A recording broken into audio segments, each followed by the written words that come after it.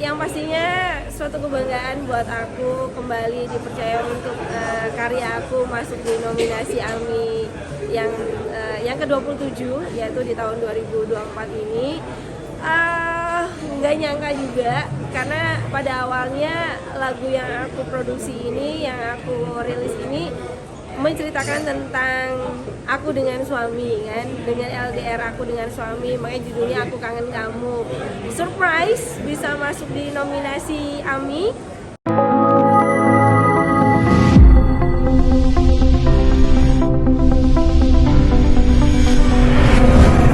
Iya, yang pastinya suatu kebanggaan buat aku kembali dipercaya untuk karya aku masuk di nominasi AMI yang ke-27, yaitu di tahun 2024 ini.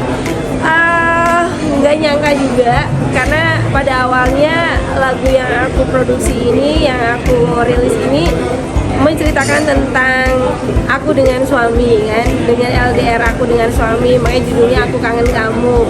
Surprise bisa masuk di nominasi AMI, karena sama sekali aku tidak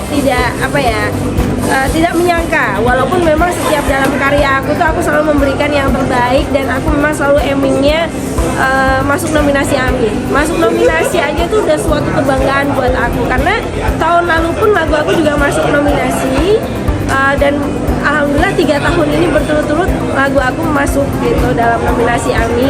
Dan walaupun memang aku belum pernah memenangkan Piala AMI, tapi buat aku gini loh, menurut aku bener tadi, AMI itu adalah bagaimana the way of life kita gitu loh, bagaimana memberikan sentuhan terhadap semangat kehidupan kita. Dan akhirnya benar, karena kita memang selalu aimingnya untuk masuk AMI, makanya setiap tahun dan sampai sekarang pun aku selalu berkarya dan selalu memberikan karya-karya yang terbaik. Kalau enggak, mungkin aku udah selesai gitu ya. Apalagi dengan sekarang juga kan pasti banyaknya dengan pesaing-pesaing, saingan-saingan yang lebih muda dari Gen Z kayak gitu. Ya udahlah males, atau mungkin aku dengan sudah males dengan ya udahlah orang juga udah tahu aku, tapi aku nggak gitu. Yang bener banget yang namanya AMI itu selalu memikirkan the way of life kita itu memang benar gitu, ada inspirasi dari situ. Mbak, ini kan lagu juga pengalaman pribadi juga, pada akhirnya diapresiasi. Seperti apa sih untuk proses kreatif menyalurkan pengalaman pribadi jadi sebuah lagu? Bener, jadi kan awal itu sebenarnya berawal dari kegalauan aku yang LDR dengan suami. Terus akhirnya aku menghadap ke label aku, ini kayaknya kita harus bikin sesuatu nih dari perasaan aku yang sekarang. Yuk kita nulis bareng-bareng gitu kan.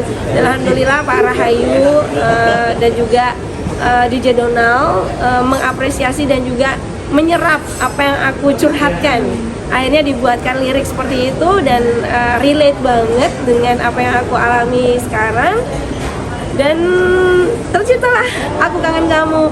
Dan insya Allah juga mohon doanya ada project besar juga dengan lagu ini ya, dengan salah satu brand juga ya. Mudah-mudahan ini menjadi berkah gitu untuk kita semuanya, dan ya terutama untuk aku ya, karena selama ini aku berkarya itu benar-benar dari hati. tidak memikirkan yang nanti bakal sukses atau gimana, atau mungkin bakal viral, enggak. Aku hati dulu, hati seneng ya, insya Allah itu akan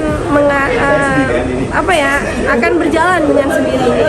Kapan lagi Mbak untuk mengeluarkan karya? Oh ya, kalau untuk mengeluarkan karya insya Allah di awal tahun 2025 ya gitu, entah itu sebelum Ramadan atau setelah Lebaran. Jadi aku sudah ada nih, tinggal nanti nunggu.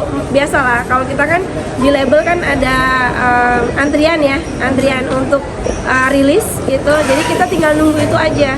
Kalau untuk rekaman alhamdulillah ini udah dalam tahap finishing musik.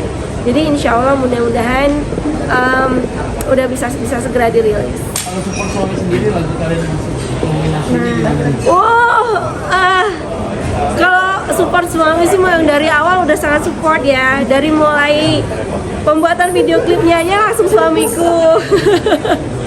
Terus sampai sekarang pun alhamdulillah suami itu nggak pernah lepas gitu dari segi support mental, support doa, materi pun juga. Ya dong, namanya suami. Terus tapi yang paling penting izin dari suami, itulah yang paling besar. Karena aku bisa sampai dalam tahap seperti ini pun kalau tanpa izin suami aku untuk terus berkarya, ya nggak mungkin aku bisa sampai sekarang. Namanya suami, namanya laki-laki itu kan punya ego ya. Bisa aja Mas Hendra, wes lah, aku udah mapan, ibaratnya aku udah bisa menyukupi kamu segalanya. Tapi ya bisa aja izin itu bisa